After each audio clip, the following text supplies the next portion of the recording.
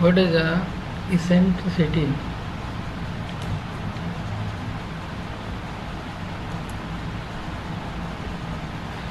First draw A to B line is equal to directrix.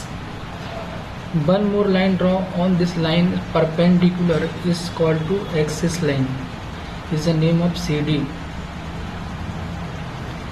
Draw one conic section on axis line and mark the point of focus on axis line. This is the name of FO, name of focus.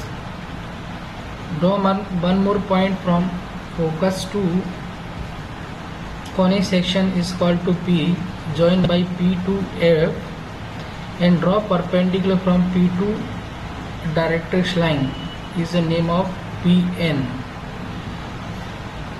So eccentricity is the ratio of distance from focus to distance from directrix is equal to PF divided by PN.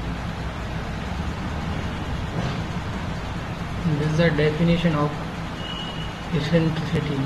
Please note down this one. Thank you.